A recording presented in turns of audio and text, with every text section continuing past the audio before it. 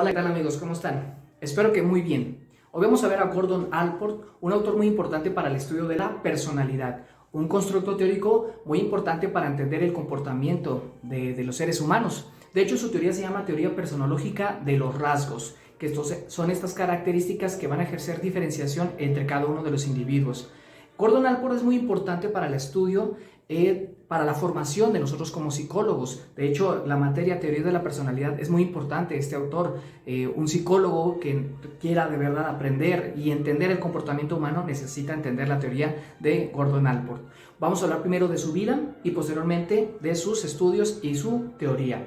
Primeramente, él nace en Indiana en 1895. Su padre es un médico rural. Se crió después, más adelante, en Cleveland, en un ambiente protestante. Su madre era una maestra que lo impulsó constantemente a estudiar. Él estudió en Harvard, tenía una inteligencia muy importante. También estudió psicología y ética social.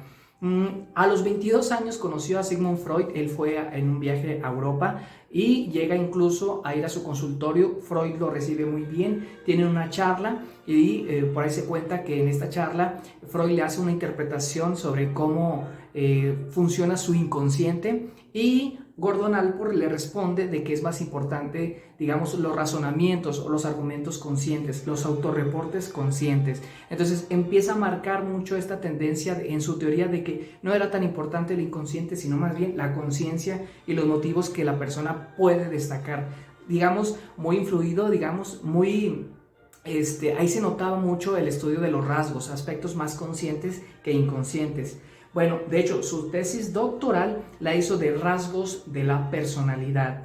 Destaca, digamos, en esos rasgos son lo que destaca en nosotros mismos, lo que va a ejercer diferenciación, primeramente en el aspecto social, si somos introvertidos o si somos, por ejemplo, extrovertidos. Eso ejerce mucha influencia sobre cómo, digamos, procedemos a nivel de trabajo, a nivel familiar, a nivel social, pero eso nada más es uno de estos rasgos.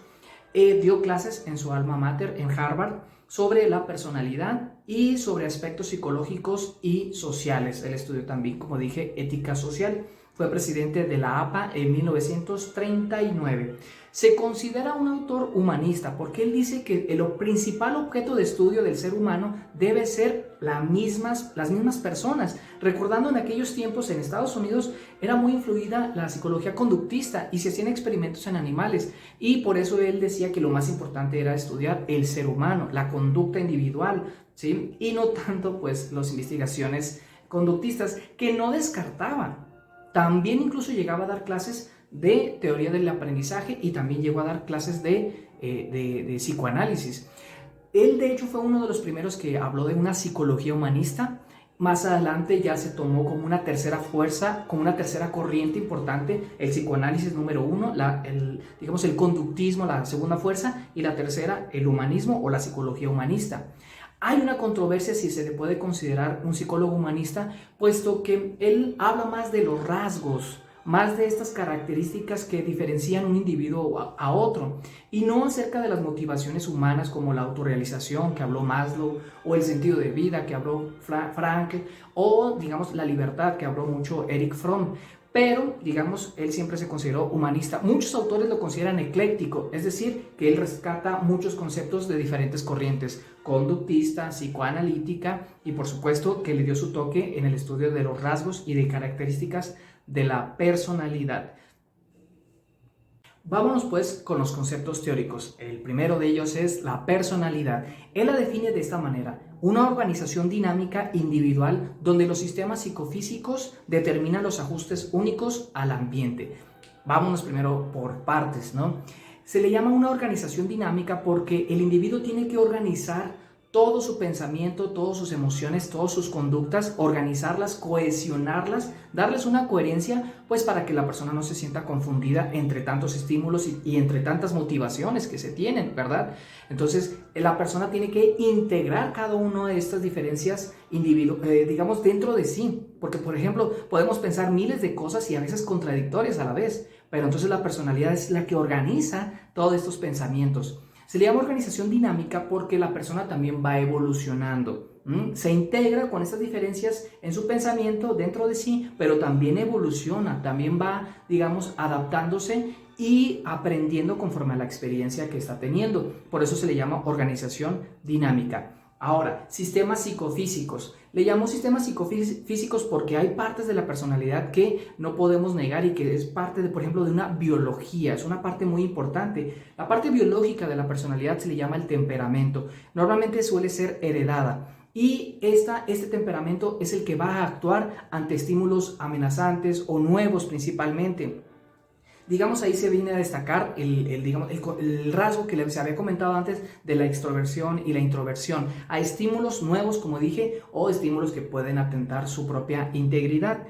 Entonces, otro de los sistemas psicofísicos es la experiencia, es decir, cómo nuestro cerebro tiene la capacidad para administrar, para codificar la información que viene recibiendo, y esta información cómo, digamos, influye en su conducta, influye en cada una de las situaciones, y que este aprendizaje lo está teniendo desde su infancia con la relación con sus padres, con sus hermanos y también con la sociedad. Todo eso se aprende y lo va a integrar en su personalidad para destacarlo en cada una de las situaciones que la persona tenga.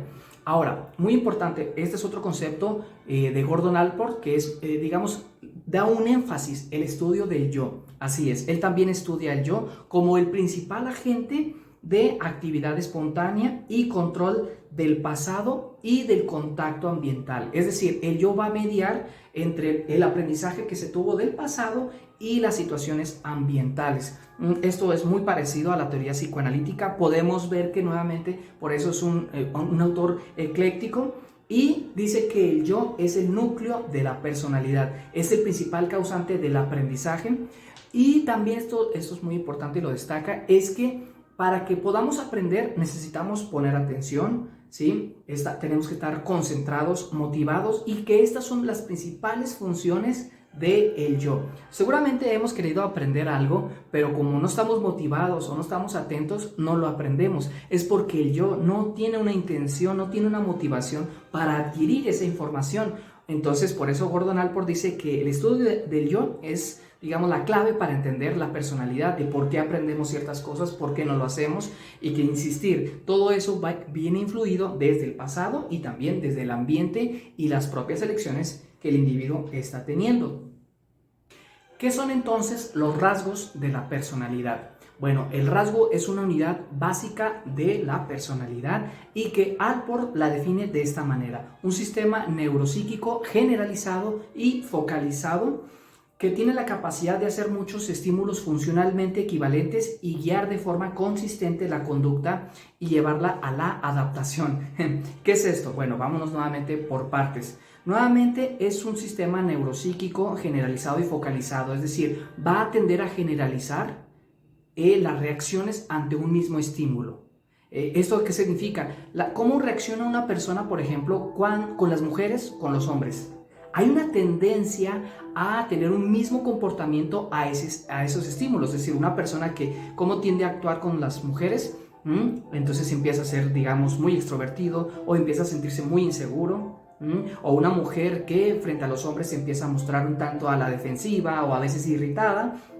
Entonces vemos un rasgo, porque, digamos, está generalizando el mismo estímulo, que en este caso son una mujer a los hombres o un hombre a las mujeres. Igualmente a los exámenes. ¿Cómo reaccionas a los exámenes? Muchos, créeme, van a reaccionar con mucho temor, mucha inseguridad, pero otros van a reaccionar de una manera muy tranquila o no les va a afectar esta situación de los exámenes. Por eso es que el rasgo, digamos, va a generalizar las reacciones ante determinado estímulo. Por eso aquí hablé de estímulos funcionalmente equivalentes. Va a tener un mismo equivalencia uno de esos estímulos que se presentan y va a actuar de manera consistente en la persona. Y siempre va a tratar de adaptarse, digamos, un rasgo está para adaptar el comportamiento de la persona al ambiente. Insistir, tendemos a actuar de la misma manera, aunque por supuesto Gordon Allport siempre da importancia al aprendizaje y al cambio de la conducta. Bueno, hay diferentes tipos de rasgos. Él tipificaba los tipos de rasgos de acuerdo a la influencia, a la fuerza que tienen en el comportamiento del individuo. Hay rasgos que, digamos, van a actuar en todas las situaciones del individuo, que le llamaba de hecho rasgos cardinales, y había rasgos que no ejercían tanta influencia y que eran más superficiales. Estos eran los llamados rasgos secundarios. Los que estaban en medio y los que solemos ver normalmente son los rasgos centrales, que ejercen influencia, pero no siempre, solamente en algunas situaciones. Vamos a ir describiéndolos. Los rasgos cardinales, como dije ahorita, forman el núcleo de la persona, definen al individuo y es una característica muy propia de él. Cuando decimos que alguien es puntual siempre, es porque en todo momento la persona es muy ordenada, muy puntual, y podemos decir que eso es su rasgo cardinal. Si podemos decir que alguien es sádico, por ejemplo, estaríamos hablando de una persona que constantemente está haciendo daño a los demás y que obtiene placer. Estaríamos hablando de una patología muy severa, ¿verdad? O si alguien es amable y que normalmente o que casi siempre es amable, estaríamos diciendo que es un rasgo cardinal. Luego vienen los rasgos centrales, que también son características que ejercen influencia en diferentes situaciones, ¿sí? Cuando decimos que una persona es disciplinada, decimos que en la mayoría de las situaciones es disciplinado, organizado, pero puede haber que en otras situaciones no lo sea, es decir, que en su casa, con su familia no sea tan organizado. Eso es un rasgo central, el de ser disciplinado, que normalmente actúa, pero no siempre. Sí, es un rasgo central que, digamos, ejerce influencia y lo va a diferenciar de otros, por supuesto, lo va a definir, pero no siempre lo actúa. Luego tenemos los rasgos secundarios, que también, como dije, se le llaman superficiales. Estos son muy fáciles de cambiar, también pueden ser importantes, pero lleva a cabo que la persona que tenga que ver con sus hábitos, sus gustos, sus preferencias, como el tipo de música que escucha, si baila, no baila. Esto no nos dice mucho de la persona. Claro que es importante, pero digamos que no ejercen, como dije, un determinante importante. Entonces, pues bueno, esto sería todo lo que les puedo decir. Ya sé, es un breve resumen, pero si tienes un comentario, por favor lo puedes poner aquí abajo. Te voy a agradecer muchísimo tu like, tu suscripción. Cualquier duda o comentario la puedes poner aquí abajo, ¿verdad? ¿Tú cómo eres? Bueno, pues es una tarea que yo te dejo. ¿Para qué? Pues para que estés mejor conociéndote. Hasta luego.